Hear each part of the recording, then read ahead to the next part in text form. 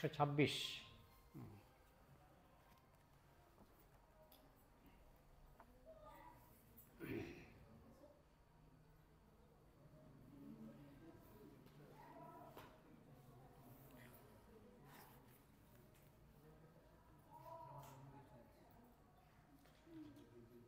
From the Garbhodakshay Vishnu, from his abdomen, there sprouted a lotus flower. তাহলে মহাবিষ্ণু, গর্ভদক্ষায় বিষ্ণু, ক্ষীরোদক্ষায় বিষ্ণু। বিষ্ণুর কয়টি রূপ? তিনটি রূপ। বিষ্ণুস্তু ত্রিণী রূপাণি, তিনটি রূপ। বিষ্ণুর তিনটি রূপ। তার মধ্যে গর্ভদক্ষায় বিষ্ণুর নাভি থেকে একটা পদ্ম ফুল বেরিয়ে আসে। সেই পদ্ম ফুলটা আয়তন কত?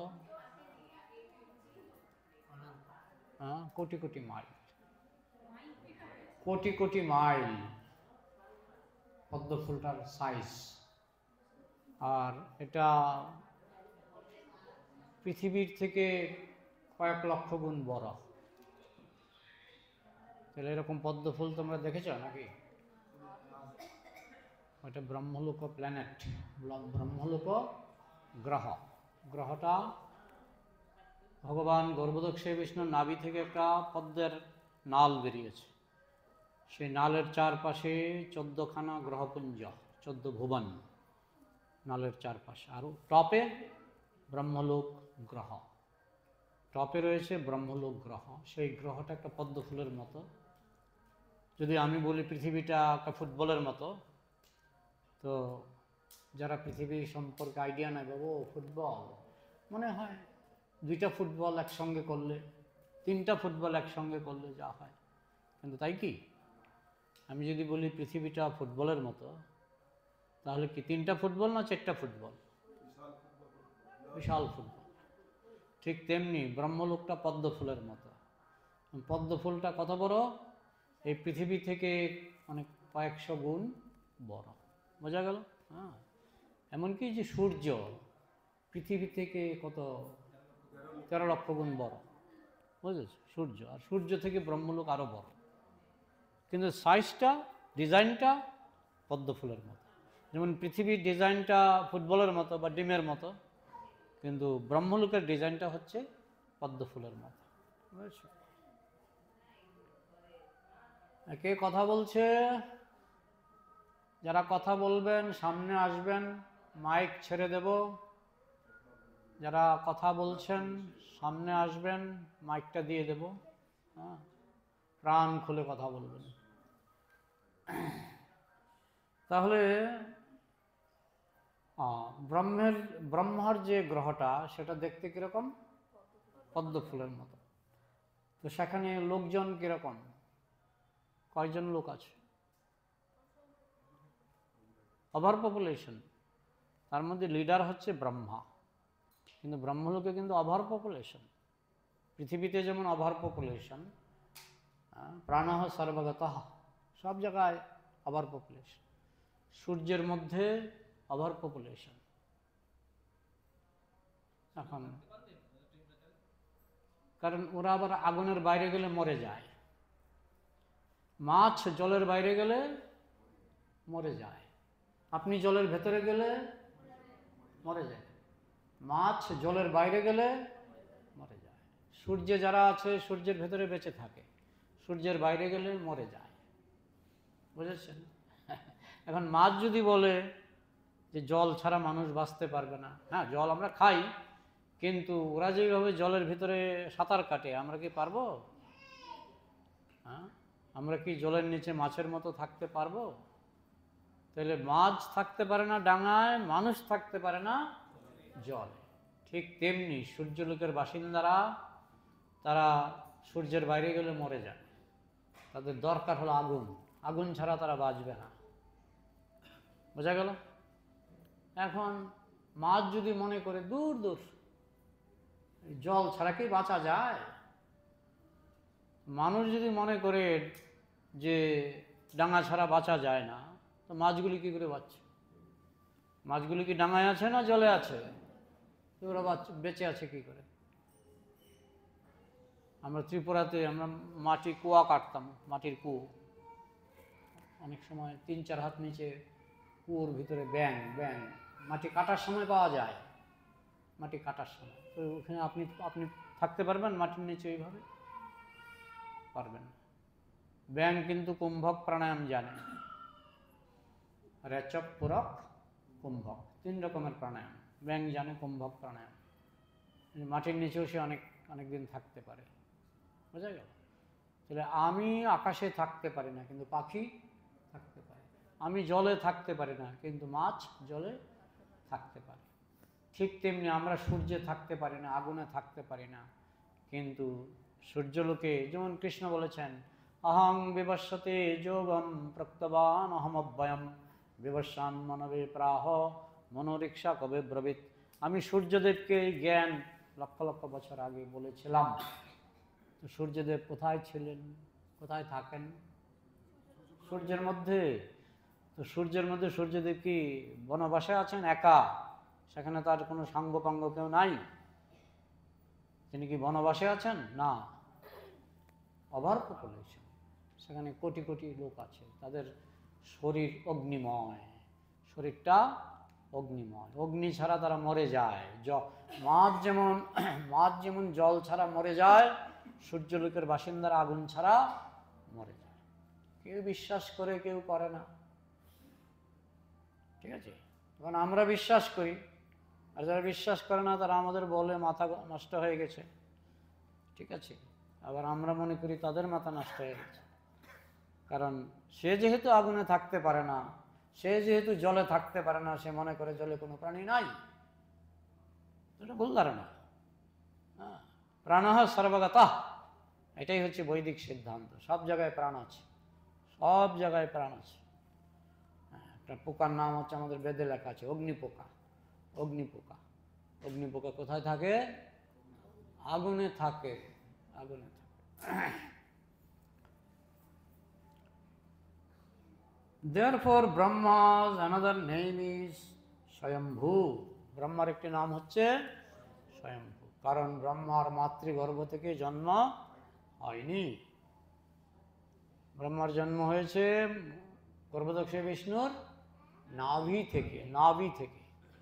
সামনে উপস্থিত ছিলেন লক্ষ্মী দেবী, কিন্তু লক্ষ্মী দেবীর সাহায্য তার দরকার পড়েনি। ওয়াইফ উপস্থিত, গর্ভদক্ষ বিষ্ণুর স্ত্রী উপস্থিত, কিন্তু স্ত্রীর সাহায্য লাগেনি। স্ত্রীর সাহায্য ছাড়াই বিষ্ণু দেখিয়ে দিলেন। স্ত্রী তো তাকিয়ে তাকিয়ে দেখলেন, দেখিয়ে দিলেন তোমার দরকার নেই, আমি আমি এমনিতেই দেখো বানিয়ে দিচ্ছি। ব্রহ্মার জন্ম তো এইভাবেই হলো। সেই জন্য ব্রহ্মার একটি নাম হচ্ছে স্বয়ম্ভু। স্বয়ম্ভু মানে মাতৃগর্ভের সাহায্য ছাড়া যার জন্ম হয়েছে।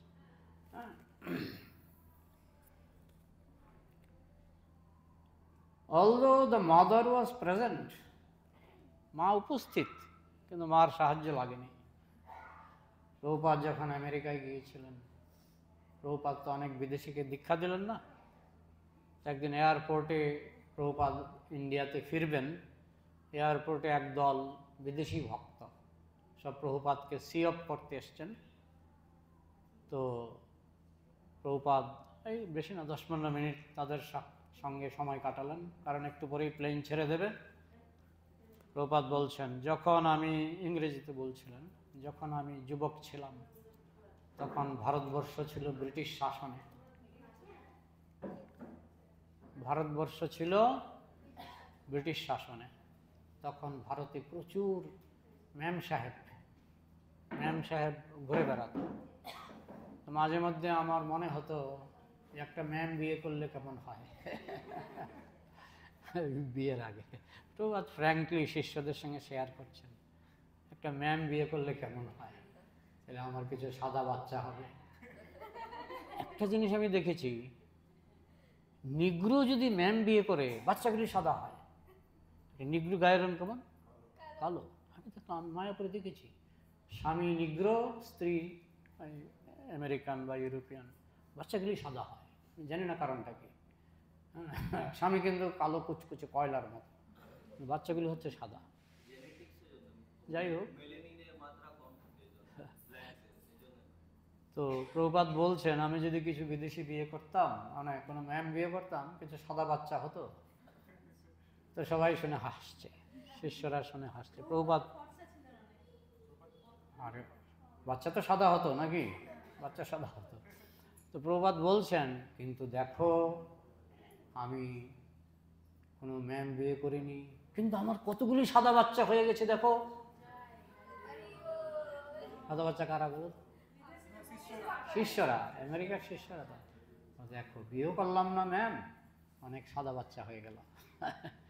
মানে প্রভুপাদ শিষ্যদেরকে নিজের সন্তানের মতো ভালোবাসতেন। বলছেন বিয়ে না করে আমার এতগুলি সাদা বাচ্চা হয়ে গেছে। শ্রীমদ ভক্তিচারক মহারাজ বলতেন যে বিয়ে না করে বাচ্চা পাওয়াটা হচ্ছে সবচেয়ে বুদ্ধিমানের কাজ। তার মানে শিষ্য, শিষ্য কথাটা বলেছ। কারণ বিয়ে করলে তোমাকে অনেক ঝক্কি পোহাতে হবে, কিন্তু তুমি যখন শিষ্য গ্রহণ করবে, যে প্রভুপাদকে তারা কত যত্ন করতো, ভালোবাসতো। হ্যাঁ, যাই হোক, এটা প্রভুপাদ এই কথাটা বলেছেন, এখানে বিষ্ণুর সঙ্গে মিলে যায়। বিষ্ণু স্ত্রীর সাহায্য ছাড়া সাদা সন্তান, বিষ্ণু স্ত্রীর সাহায্য ছাড়া ব্রহ্মাকে জন্ম দিলেন, স্ত্রীর সাহায্য লাগেনি। ঠিক তেমনি যারা মহাপুরুষ, মহান ভক্ত, তাদের বিয়ে না করেও তাদের শিষ্য হয়। শিষ্যরা সন্তানের থেকেও বেশি যত্ন করে, সন্তানের থেকে। আমরা দেখেছি প্রভুপাদের দেহত্যাগের ভিডিও, শিষ্যরা কিভাবে প্রভুপাদের যত্ন করেছিলেন। সুতরাং যে সবসময় সন্তানের যত্ন পেতে গেলে বিয়েই করতে হবে এমন কোনো কথা নেই। বোঝা গেল? তো ব্রহ্মার জন্ম হয়েছিল এরকম ভাবে, তার কোনো মা নেই। এই জন্য তার বিশ্বরূপ যুগে বলা হয়েছে মাতা চ পিতা চ, মাতা চ পিতা চ। কৃষ্ণকে বলা হয়েছে তুমি পিতাও বটে, মাতাও বটে। Therefore, Brahma's another name is Swayambhu. He did not come out through the womb of his mother, although the mother was present. মা উপস্থিত ছিলেন, কিন্তু ব্রহ্মার মাতৃগর্ভ থেকে জন্ম হয়নি। ব্রহ্মার জন্ম হয়েছে গর্ভদক্ষী বিষ্ণু থেকে। হ্যাঁ, একটু বাইরে গিয়ে করো। Garbhodakshi Vishnu, we have seen the picture. Lakshmi is massaging the lotus feet of Vishnu and Brahma is sprouted from the abdomen. Lakshmi পদ সম্বাহন করছিলেন, বিষ্ণুর পদ সম্বাহন করছিলেন, এবং ব্রহ্মার জন্ম হলো বিষ্ণুর নাভি থেকে। বুঝেছ? So this is called omnipotence. আমরা যে বলি ভগবান সর্বশক্তিমান, সর্বশক্তিমান, তার মানে কি? মানে হচ্ছে এটা। আমরা বলি ভগবান সর্বব্যাপক, সর্বব্যাপক। যখন রাস নাচ হয়েছিল, লক্ষ লক্ষ গোপী এসেছিল এবং প্রত্যেক গোপীর সঙ্গে কৃষ্ণ নৃত্য করেছিলেন। এটা হচ্ছে সর্বব্যাপক। আমাদের সনাতন শাস্ত্রে সর্বব্যাপক মানে কি, সর্বশক্তিমান মানে কি, এগুলি এক্সাম্পল দিয়ে বোঝানো হয়েছে। স্ত্রী উপস্থিত, স্ত্রীর দরকার নেই, ব্রহ্মার জন্ম নাভি থেকে দিয়ে দিলেন। এটা হচ্ছে সর্বশক্তিমানের একটি দৃষ্টান্ত। ঠিক তেমনি লক্ষ লক্ষ গোপী এসেছেন, লক্ষ লক্ষ গোপীর সঙ্গে লক্ষ লক্ষ কৃষ্ণ। এটা হচ্ছে সর্বব্যাপক, অমনিপ্রেজেন্সের একটি দৃষ্টান্ত। সর্বব্যাপক, বাসুদেব সর্বমিতি, বাসুদেব সব জায়গায় আছেন, তার প্রমাণ তিনি রাস নাচের সময় দিয়েছেন। তা আমাদের হচ্ছে কংক্রিট। সর্বব্যাপক কীরকম? এইরকম, রাস নাচের মতো। তারপরে সর্বশক্তিমান কীরকম? এরকম যে তিনি নাভি থেকে ব্রহ্মার জন্ম দিয়ে দিলেন। বোঝা গেল? Lakshmi is massaging the lotus feet of Vishnu and Brahma is sprouted from the abdomen. So this is called omnipotency. এটাই হচ্ছে সর্বশক্তিমত্তা। বোঝা গেল? Generally we have got this idea that a child is born from the yoni, but here Krishna gives birth to the child without the help of his wife and from his abdomen. তো আমরা সাধারণত যেভাবে জানি সেইভাবে তো ব্রহ্মার জন্ম হয়নি। এই জন্য ভগবানকে বুঝতে আমাদের কষ্ট হয়। কারণ আমরা ভগবানকে বুঝতে চাই সেইভাবে যেইভাবে আমরা অভ্যস্ত, তাই না? যেমন একবার কয়লা খনিতে একজন পাঠক গিয়েছিলেন পাঠ করতে, কয়লা খনিতে। তো কয়লা খনির শ্রমিক যারা, তারা পাঠ শুনতে এসছেন। তারা যখন বেতন নেয় তাদেরকে এরকম ডাকা হয়, 1 নম্বর ইয়েস স্যার, বেতন দেয়। 2 নম্বর ইয়েস স্যার, বেতন দেয়। তারপরে কয়লা খনিতে কালো কুচকুচি ঘুটঘুটে অন্ধকার, একটু লাইট ফাইট জ্বালিয়ে কোনো মতে কাজ করে। তো পাঠক বলছে, তোমরা যদি পাপ করো না, তোমরা নরকে যাবে, নরকে যাবে, ভগবান তোমাদেরকে নরকে পাঠাবে পাপ করলে। তখন পাঠের শেষে প্রশ্ন করছে ওই কয়লা খনির শ্রমিকরা, প্রশ্ন আছে, কি প্রশ্ন? ভগবানের নাম্বার কত, নাম্বার কত? আচ্ছা, এই প্রশ্নটা কেন করলো তারা? কারণ তাদের নাম্বার আছে। নাম্বারটা 1 নম্বর, 1 নম্বরকে বেতন নেয়। 2 নম্বর, 2 নম্বরকে বেতন নেয়। ওরা সারা জীবন ওই নাম্বার থেকেই, মানে নাম্বার ডাকলেই ওরা বেতনটা পায়। 3 নম্বর ডাকলে 3 নম্বর শ্রমিক গিয়ে বেতনটা নেবে। তো প্রশ্ন কি? ভগবানের নাম্বার কত? ভগবানের আবার নাম্বার কি? না, আমাদের এখানে নাম্বার আছে, আমাদের এখানে নাম্বার আছে। আমাদের সঙ্গে ভগবানের এইভাবে মেলানো যাবে না। হ্যাঁ, আমাদের বিবাহ ছাড়া সন্তান হয় না, ভগবানের বিবাহ ছাড়াও সন্তান হয়, তাই না? আমরা আমাদের আঙ্গিকে যদি ভগবানের বিচার করি, আমরা কিছুই বুঝতে পারবো না। হ্যাঁ, কয়লা খনির তারপর আরেকজন জিজ্ঞেস করছে যে না, বললেন নরকে যেতে হবে, নরকটা কিরকম? বলে কালো কুচকুচে, নরকটা অন্ধকার, ঘুটঘুটে অন্ধকার, কালো কুচকুচে। আমাদের কয়লা খনির মতোই, আমাদের কয়লা খনির মতোই। হ্যাঁ, তো ওদেরকে ভগবান সম্পর্কে জ্ঞান দেওয়া কঠিন। কেন কঠিন? তারা একটা ফ্রেম অফ থট, তারা একটা চিন্তার ফ্রেমে তারা আবদ্ধ আছে। তাদেরকে ওই আবদ্ধ থেকে বের করে, যেন প্রভুপাদ একটা গল্প বলতেন যে বিদেশে ভায়োলিন শিক্ষার একটা স্কুল আছে। তো সেখানে গেলে জিজ্ঞেস করে, আপনি আগে কোথাও ভায়োলিন শিখেছিলেন? কেউ যদি বলে হ্যাঁ আগে শিখেছিলাম অমুক স্কুলে, তাহলে আপনার বেতন হবে মাসে $100। আবার কেউ বলে না আমি আগে ভায়োলিন শিখিনি, তাহলে আপনার বেতন হবে মাসে $50। আমি আগে শিখেছি ভায়োলিন, আমার বেতন কত? $100, মানে টিউশন ফি। আর যে শেখেনি তার বেতন $50। তখন একজন জিজ্ঞেস করল, আচ্ছা আপনাদের নিয়মটা তো ভালো না, আমি আগে শিখেছি ভায়োলিন, আমার বেতন হলো মাসে, মানে টিউশন ফি হলো মাসে $100, আর এ শেখেনি, এর টিউশন ফি হচ্ছে মাসে $50। কারণটা কি? বলে আরে তুমি আগে যেটা শিখেছো না, সেটা আমাকে আগে ভোলাতে হবে, তোমার আগের শিক্ষাটাকে আমার ভুলিয়ে দিতে হবে, তারপর নতুন করে শেখাতে হবে। আগে মুছতে হবে, তারপরে নতুন করে তোমাকে শিক্ষা দিতে হবে। আর এই জন্য এসছে ফ্রেশ, এর কিছু মুছতে হবে না, আমার কাছে একদম ডাইরেক্ট শিখতে পারবে। এমন নয় যে আগের শিক্ষাটা ভোলাতে হবে। তো ভোলাবার জন্য $50 আর শেখানোর জন্য $50, তোমার $100। আর একে তো ভোলাতে হবে না, একে ভোলাতে হবে না, একে $50 হয়ে যাবে।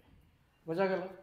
তো যাদের মাথার মধ্যে অন্য চিন্তা ঢুকে আছে না, রুদ্রাক্ষ চিন্তা ঢুকে আছে, ভারতবর্ষে এত কনফিউশন, ওনারা ফেস ছিল, বুঝে গেছে, এখানে এত ঢুকে আছে, সেই তো যাই হোক, এজন্য ভগবানকে বোঝা খুব কঠিন। হ্যাঁ, যারা বিশেষ করে আগে থেকেই কোনো অসৎগুরুর খপ্পরে পড়ে গেছে, উল্টাপাল্টা ধারণা মাথায় ঢুকে গেছে, ব্রেইনে ঢুকে গেছে, হ্যাঁ, এই জন্য একটা অন্য ধর্মের মানুষকে আমরা সহজে বোঝাতে পারি না, অন্য ধর্মের মানুষকে সহজে বোঝাতে পারি না। আমি যেমন এক মুসলমানকে প্রশ্ন করেছিলাম যে ভূমিকম্পে একটা বাঁদর বা 100টা বাঁদর পা ভাঙল, একটা ভূমিকম্পে 100টা বাঁদর পা ভাঙল, আজকে প্রায় কি বলবো, কমপক্ষে 6 মাস হয়ে গেছে। আমি ওইটা নিয়ে আলোচনা করেছিলাম অনেক দিন ধরে, আজ অবধি তারা বুঝতে পারেনি যে ভূমিকম্পে একটা, মানে 100টা বাঁদর পা ভাঙলো কেন। আমরা কি বলি, সনাতন ধর্মে কি বলি? ভূমিকম্পে 100টা বাঁদর পা ভাঙলো, কারণ বলো সরস্বতী।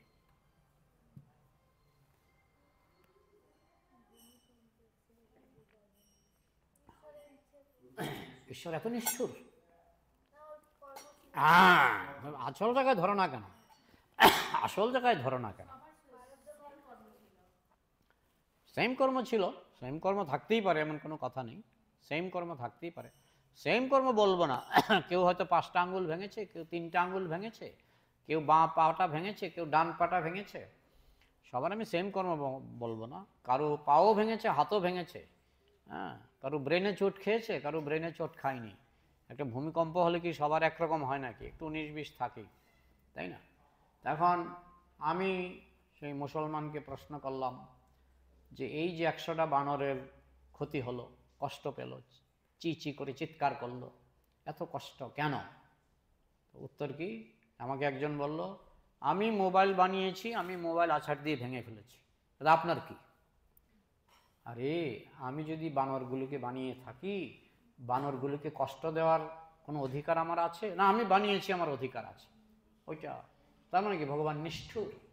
নিষ্ঠুরতার সাগর। আর আমরা বলি ভগবান করুণার সাগর। তাহলে আমাদের উত্তর কি? আমাদের উত্তর কর্ম আছে। কত তারা কবে কর্ম করলো সেটা আমি নাও জানতে পারি, কোটি কোটি বছরের ইতিহাস আমি নাও জানতে পারি, কিন্তু এদের কর্ম আছে, না হলে ভগবানকে নিষ্ঠুর বানাতে হয়।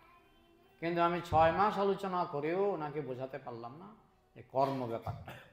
6 মাস আলোচনা করেও বোঝাতে পারলাম না। তার মানে আগে ভায়োলিন শিখে আছে, আগে ভায়োলিন শিখে আছে, এমন শেখা শিখেছে 100 টাকা কেন, এখন $100 কেন, $1000 নিয়েও আমি শেখাতে পারবো না। বোঝা গেল? ওই জন্য যারা আগে কিছুই শেখেনি তাদের পক্ষে একটা জিনিস বোঝা সহজ, মানে বিশেষ করে যেটা আমাদের সনাতন শাস্ত্র সেটা বোঝা সহজ হয়। আর যারা আগে থেকেই কিছু না কিছু শিখে আছে, হ্যাঁ, তাদের পক্ষে কেমন। এই জন্যই তো অন্যান্য ধর্মের লোকেদেরকে বোঝানো যায় না, কারণ তারা আগে থেকেই শিখে বসে আছে। তাদেরকে তুমি যদি কর্মবাদ বোঝাও তারা বুঝতে চায় না, বলে না না না, এই বানরগুলি কোনো কর্ম করেনি, ওরা কবে কর্ম করলো, ওরা কোনো কর্ম করেনি, এটা আল্লাহর ইচ্ছা আর বলে। কিন্তু ভগবান কি এত নিষ্ঠুর হতে পারে? বিনা কারণে নির্দোষ 100টা বানরকে কষ্ট দেবে? নির্দোষ বানর, এটা তারা মানে নির্দোষ বানর, যে নির্দোষ মানে পড়ে গেছে, ফাঁকে পড়ে গেছে। একদিকে বলছে বানরগুলি নিষ্পাপ, আরেকদিকে বলছে এটা ভগবানের ইচ্ছা, তার ইচ্ছা সে কষ্ট দেবে। তো ভগবান কি নিষ্ঠুরতার সাগর? ভগবান কি নিষ্ঠুরতার সাগর? তো যাই হোক, আগে থেকে ধারণা যদি মাথায় ঢোকে থাকে, তাকে একটা নতুন ধারণা শিক্ষা দেওয়া কঠিন। ঠিক আছে, তাহলে পরে জরিমানাটা পরে হবে, ঠিক আছে? ঠিক আছে, কিন্তু জরিমানা কিন্তু দিতে হবে। So this is called omnipotence. তো ভগবান হচ্ছেন সর্বশক্তিমান। Generally we have got this idea that a child is born from womb. আমাদের ধারণা কি মাতৃগর্ভ থেকে সন্তানের জন্ম হয়, কিন্তু ভগবান সন্তানের জন্ম দিলেন, ব্রহ্মার জন্ম দিলেন মাতৃগর্ভ থেকে নয়। মাতৃগর্ভ, এমনকি ব্রহ্মা নিজেও, তিনি বেশিরভাগ মুনি ঋষিদের জন্ম দিয়েছেন। নারদ মুনির জন্ম কোথা থেকে দিয়েছেন? ব্রহ্মা, মন থেকে, মানসপুত্র। কিছু মুনি ঋষির জন্ম দিয়েছেন বক্ষ থেকে, ব্রহ্মা। তো বিষ্ণু তো দূরের কথা, ব্রহ্মাই এটা পারে। কিছু অসুরের জন্ম দিয়েছেন পৃষ্ঠদেশ থেকে, ব্রহ্মার পৃষ্ঠদেশ থেকে কিছু অসুরের জন্ম দিয়েছেন। তাহলে ব্রহ্মাই তো এটা পারে, মায়ের সাহায্য ছাড়া সন্তান উৎপাদন ব্রহ্মাই পারে। তো আমার বিষ্ণু পর্যন্ত পৌঁছাবার দরকার নাই। ব্রহ্মা একজন জীবতত্ত্ব যার 50 কলা, তিনি যদি সেটা পারেন, তাহলে বিষ্ণু তো কমপক্ষে 60 কলা, কমপক্ষে 60 কলা, কৃষ্ণের 64 কলা। তো তাদের পক্ষে তো এটা কোনো ব্যাপারই নয়, তারা ইচ্ছা মাত্র। যেমন কৃষ্ণ রাধাকে সৃষ্টি করেছেন কিভাবে? তার বাম অঙ্গ থেকে, বাম অঙ্গ থেকে। তাদের পক্ষে কোনো ব্যাপার নয়।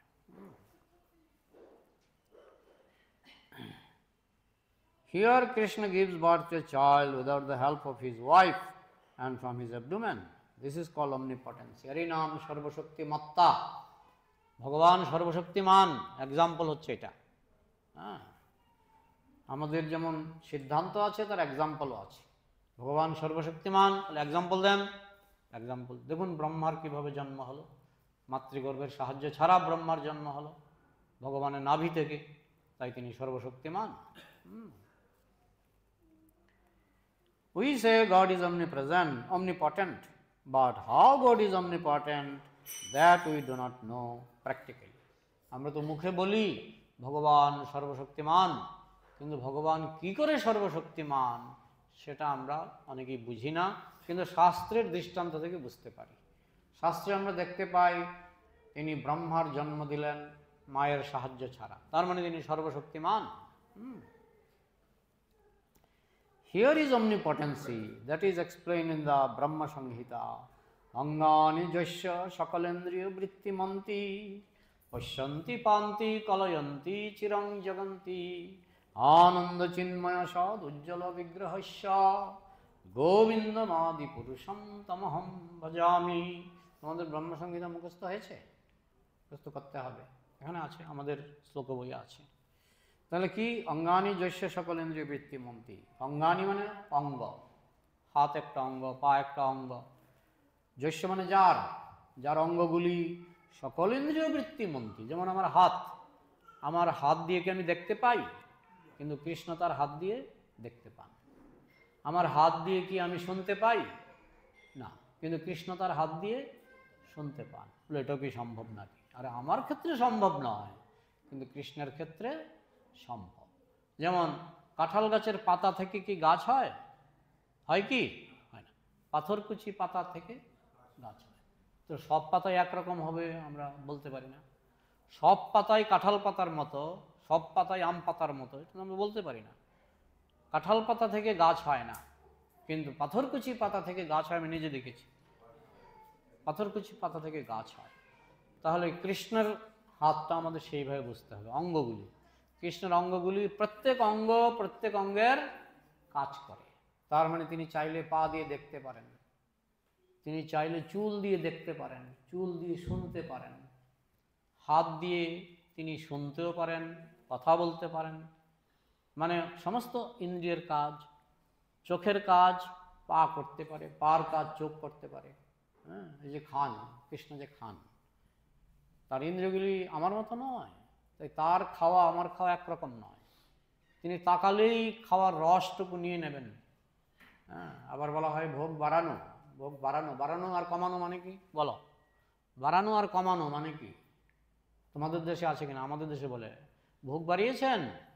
তোমাদের দেশে বলে কি কথাটা? বাড়ানো মানে বাড়বে, কমানো মানে কমবে। এখন আমি কৃষ্ণের কাছে ভোগ লাগালাম, কৃষ্ণ খেয়ে ফেললো, তো বাড়লো কোথায়? আরে তুমি 10টা রসগোল্লা দিয়েছো, 10টা রসগোল্লা কৃষ্ণ খেয়েছে, কিন্তু প্লেটে কয়টা পড়ে আছে? বেড়ে গেছে, বেড়ে গেছে। 10টা 10টা 20টা। কৃষ্ণ 10টা খেয়েছে আর 10টা বাড়িয়ে দিয়েছে, এই জন্য ভোগ বাড়ানো, ভোগ বাড়ানো। ঠিক আছে, এতটুকু বিশ্বাস আমাদের হতে চায় না, কিন্তু যারা খুব উন্নত ভক্ত তারা জানে, তাদের এই বিশ্বাস হয়, তাদের বিশ্বাস হয়। ব্রহ্মা যখন কয়েক হাজার গরু চুরি করেছিল, না কয়েক হাজার কি, 9 লক্ষ ধেনু, ব্রহ্মা মনে করো কয়েক লক্ষ গরু চুরি করেছে, কৃষ্ণ কয়টা বানিয়েছিল? সেম বানিয়েছিল। যতগুলি গরু ব্রহ্মা চুরি করেছিল ততগুলি গরু কৃষ্ণ বানিয়েছে।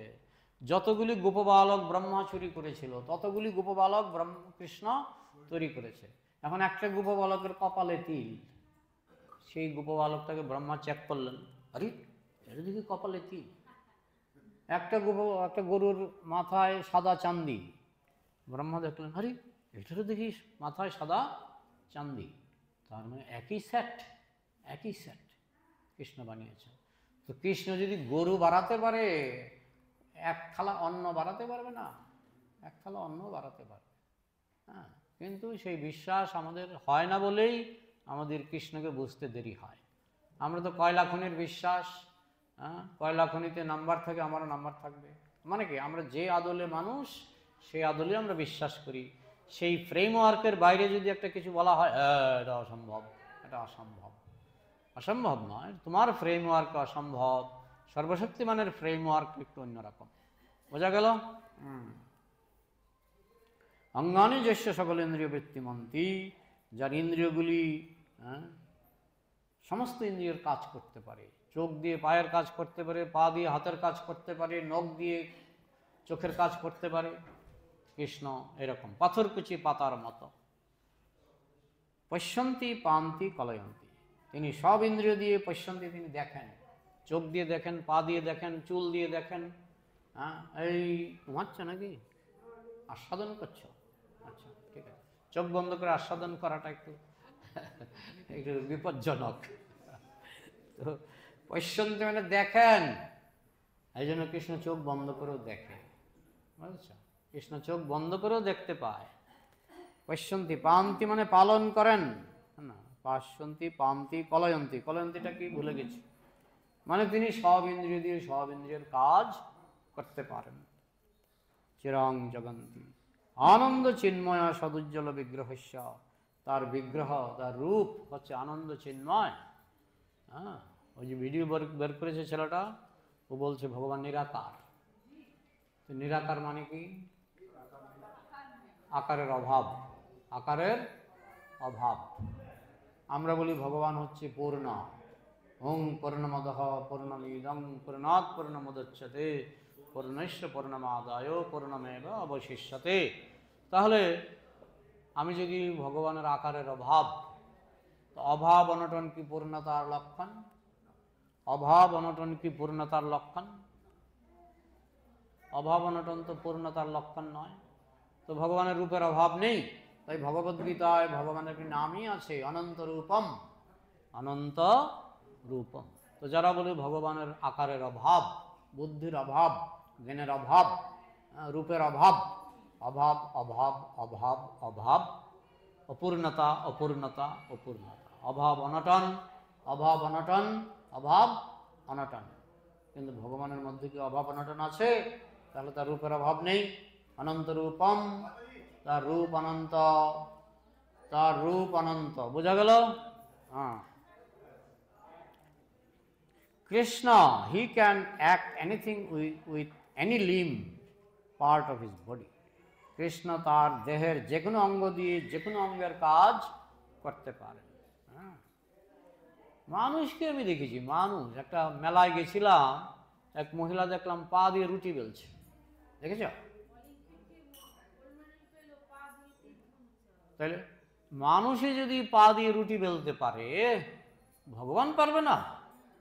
তাই বলাই হচ্ছে সর্বশক্তিমান, তিনি চোখ দিয়ে কানের কাজ করতে পারেন, কান দিয়ে চোখের কাজ করতে পারেন, আবার কান দিয়ে কানের কাজও করতে পারেন, চোখ দিয়ে চোখের কাজও করতে পারেন। বোঝা গেল? And Krishna can hear with his eyes, Krishna চোখ দিয়ে শুনতে পায়। আমি শুনেছি এমন কিছু কিছু প্রাণী আছে যারা চোখ দিয়ে শোনে। সাপ নাকি? তো একটা সাপ যদি চোখ দিয়ে শুনতে পায়, তো ভগবান চোখ দিয়ে শুনতে পাবে না? ভগবান চোখ দিয়ে শুনতেও পায়, কথাও বলতে পারে। হ্যাঁ, Krishna can cut by touching. তাই কৃষ্ণ যদি কিছু কাটতে চায়, আমাদের কি দরকার? ছুরি দরকার, একটা বটি দরকার। কৃষ্ণ যদি এরকম করে দেয়, মাইকটা কেটে যাবে, কেটে যাবে না? কৃষ্ণ যদি তার আঙ্গুল দিয়ে এরকম করে, এই স্টিলের মাইকটা কেটে যাবে। বোঝা গেল? Krishna can cut by touching. These are there in the shastra. এগুলি শাস্ত্র থেকে আমরা বুঝতে পারি, আমাদের পক্ষে কল্পনা করে এগুলি বোঝা সম্ভব না। Just like Krishna, when he entered Mathura, he asked the washerman of Kangsha to deliver some cloth, but he refused. Krishna যখন মথুরায় গিয়েছিলেন, তখন কংসের কাপড় ধুয়ে একটা ধোবা কংসের কাপড় ধুচ্ছিল।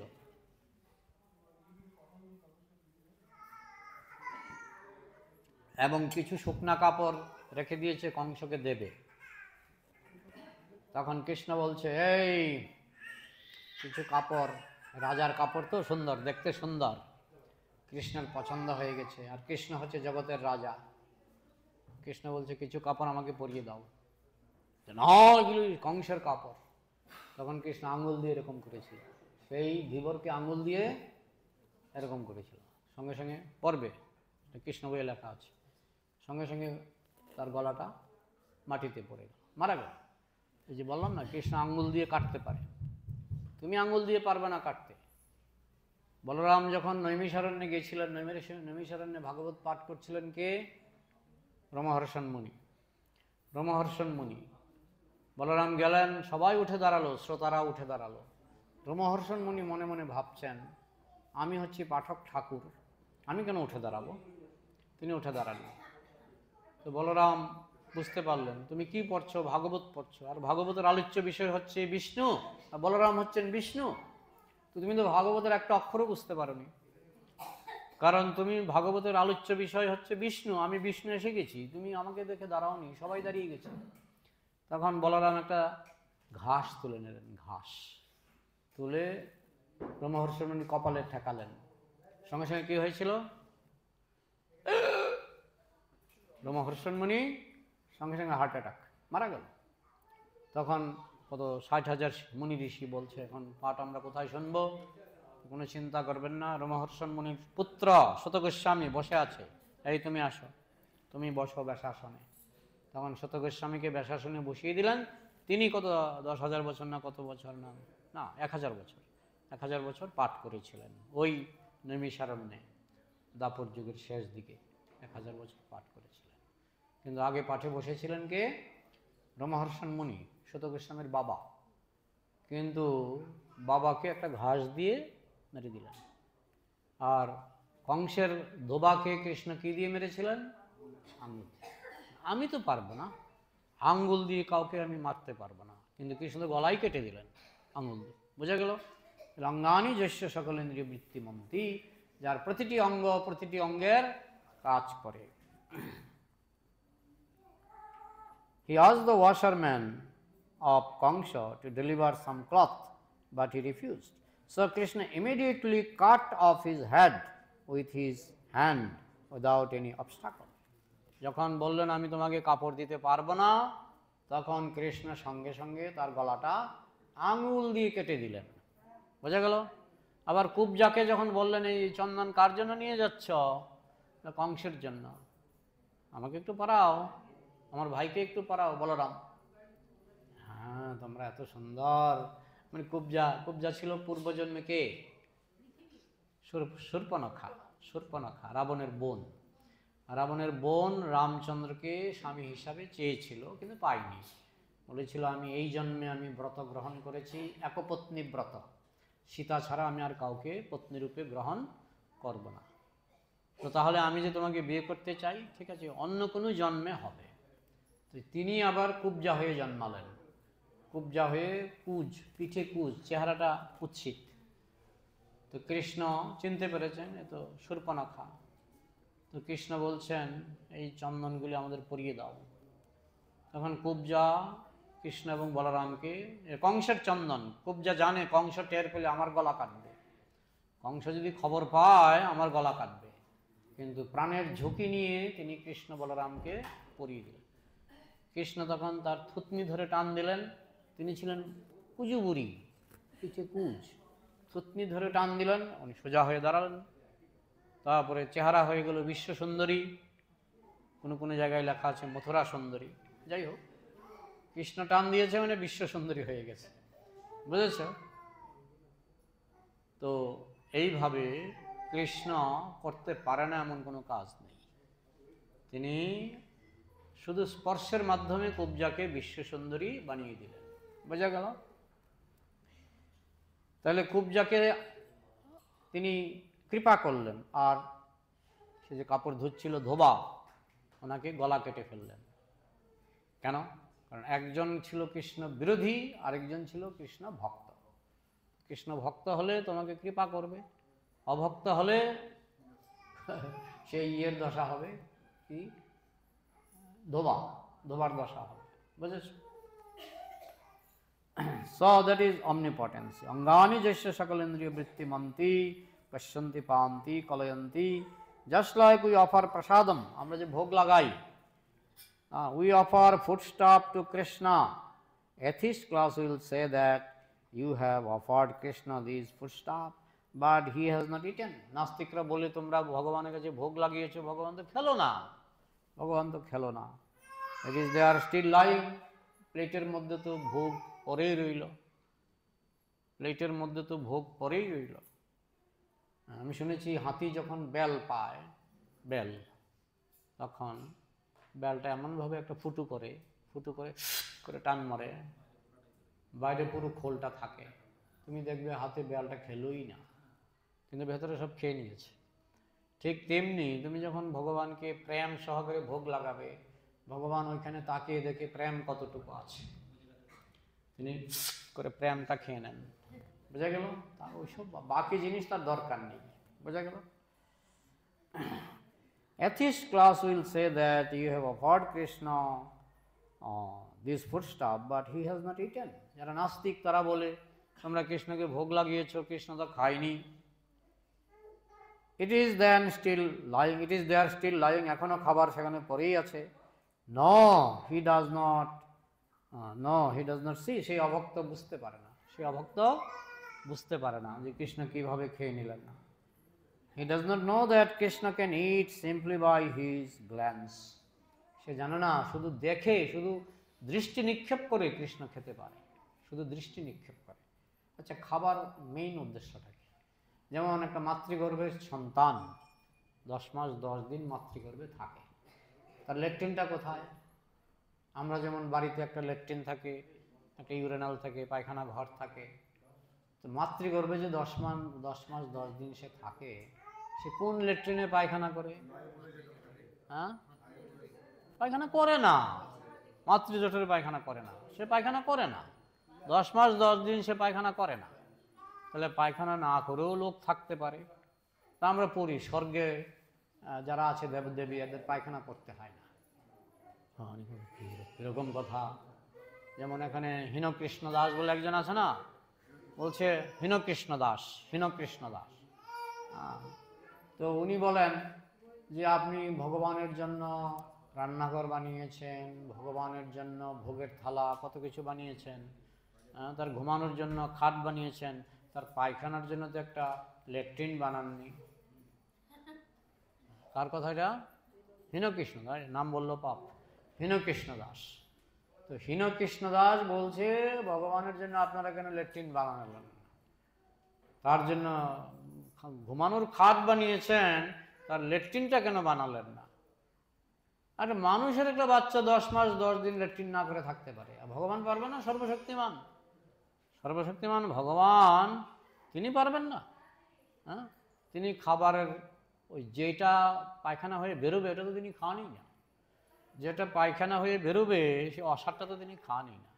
তিনি খান যেটা, সেটা হচ্ছে ওই বাচ্চা, মাতৃগর্ভের বাচ্চা যেমন শুধু রসটা খায়, জানো তো, মাতৃগর্ভের বাচ্চা কিন্তু শুধু রসটা খায়, যেটা পায়খানা হবে সেটা ওই মা পায়খানা করে, কিন্তু বাচ্চা শুধু রসটা গ্রহণ করে, যে রস দিয়ে তার দেহ গঠিত হয়, রক্ত মাংস গঠিত হয়, সেই রসটা সে গ্রহণ করে। তো একটা বাচ্চা যদি সেটা পারে, সর্বশক্তিমান সেটা পারবে না? তিনি শুধু প্রেমটা গ্রহণ করেন, আর যদি খেয়েও থাকেন রসটা খাবেন, রসটা খাবেন। রস খাওয়ার পরেও যে রস লাগে, আমি একটা টক কৃষ্ণকে নিবেদন করেছি, চাটনি, তিনি খেয়ে নিলেন রসটা, তারপরেও তো আমি রস পাই। তার কারণ তার অধর রস, তার অধর রস, ঠোঁটের রস সেখানে স্পর্শ হয়, তার তিনি রসটা গ্রহণ করে আবার রসটা দিতে পারে। একদিকে বলবো ভগবান সর্বশক্তিমান, আরেকদিকে বলবো এইসব আমার বিশ্বাস হয় না, তার মানে তুমি বুঝতেই পারলে না ভগবান সর্বশক্তিমান, তুমি বুঝতেই পারলে না। তুমি যদি বুঝতে পারো ভগবান সর্বশক্তিমান, তাহলে এইসব যুক্তিগুলি মানতে হবে। বুঝে গেল? সো এই অফার ফুডস্টপ। আচ্ছা, নাস্তিকরা বলে ভগবান খায় না, eat simply by his glance, ভগবান শুধু চোখে দৃষ্টি নিক্ষেপ করে ভগবান খেতে পারে। বোঝা গেল? Because he says in the Bhagavad Gita, পত্রং পুষ্পং ফলং তোয়ম যমে ভক্তা প্রযচ্ছতি তানহম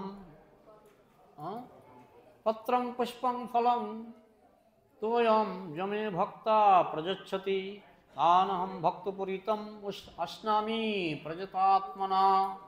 এইভাবে ভক্তের দেওয়া, প্রেম সহকারে দেওয়া পত্র পুষ্প ফল জল, মাংসং ডিম্বম তিনি বলেননি, তিনি বলেননি মাংসং ডিম্বম, এরকম বলেননি, বলেছেন পত্রং পুষ্পং ফলং তোয়ম, এইভাবে বলেছেন। তার মানে তিনি এগুলি খান। হ্যাঁ, তাহলে তিনি শুধুমাত্র দৃষ্টি নিক্ষেপের মাধ্যমে তিনি খান, এবং সেটা গীতায় তিনি স্বীকারও করেছেন। অশ্নামি মানে খাই, অশ্নামি মানে কি খাই। Is he speaking lies? তিনি কি মিথ্যাবাদী? কৃষ্ণ মিথ্যাবাদী? কৃষ্ণ বলছেন খাই, আপনি বলছেন খান না। কৃষ্ণ বলছেন আমি খাই। No, he eats, but we do not know his eating process. তিনি খান, কিন্তু আমরা আমাদের খাওয়ার প্রসেস দিয়ে তার খাওয়ার প্রসেস বিচার করি। মাতৃগর্ভের সন্তানের খাওয়ার প্রসেস আমার খাওয়ার প্রসেসের মতো নয়, তার প্রসেস আলাদা। সে তার নাভির মধ্যে একটা পাইপ লাগানো আছে, সেই পাইপ দিয়ে সে শুধু হজম করার রসটা নেয়, বাকি কিছু নেয় না।